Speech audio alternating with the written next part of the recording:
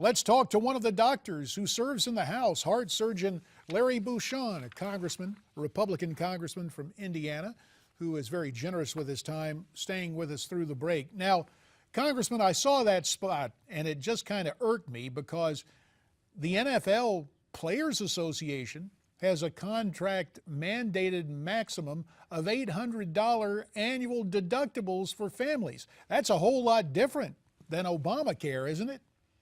Well, it's dramatically different considering the fact that we're hearing on many of the exchanges you have a $5,000 individual deductible and $10,000 a family deductible on some plans, on some of the bronze plans if you can't afford more than that. So, I think this is another instance where, celebrities really should stay out of issues that they don't understand. I understand why they did it. I think they're political supporters of the president, but in general, I think it's not helpful to have celebrities or other people of notoriety speak on things that they basically don't understand. Well, let me ask you about your understanding of what can be done to combat Obamacare. Do you believe the legislation is beyond repeal? Well, I think, first of all, I think, it can't be fixed. And what I tell people is fundamentally, the first thing you have to understand about the president is he believes in a single-payer health care system, and so did Ms. Sebelius. So everything they talk about is based on that. And I think the law, honestly, was designed to eventually,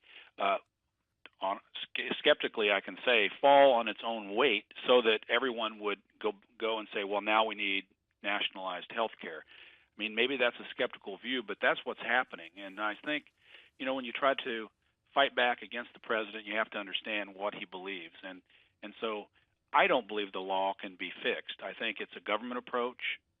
And at the end of the day, around the world, government systems ration and don't have the money to pay it. You see what happened just recently in Vermont when they tried to do it at the state level, and it was a failure because it can't be paid for without massive tax increases. The big problem is the cost of health care. Obamacare doesn't address that at all. Well, Larry, 60 Minutes on CBS ran a compelling report last night on what Obamacare does not do. We'll hear from Stephen Brill in his interview with Leslie Stahl and get your reaction on the back end, okay?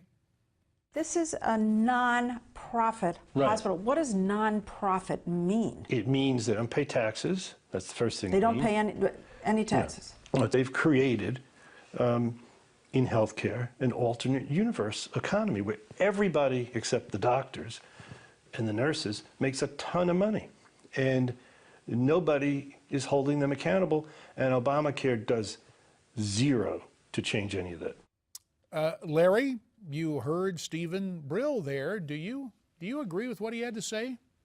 I think fundamentally I do agree because that's why trying to fix the healthcare system, with one big piece of legislation without thoughtfully looking at what the real problems are that are driving the cost doesn't work. And I think, I've practiced medicine as a heart surgeon for 15 years, and there are layers and layers and layers of people between the patient and the provider, and that has built up over the years. So it seems counterintuitive to think that, that having health insurance is actually driving the cost up, but that's exactly what's happened.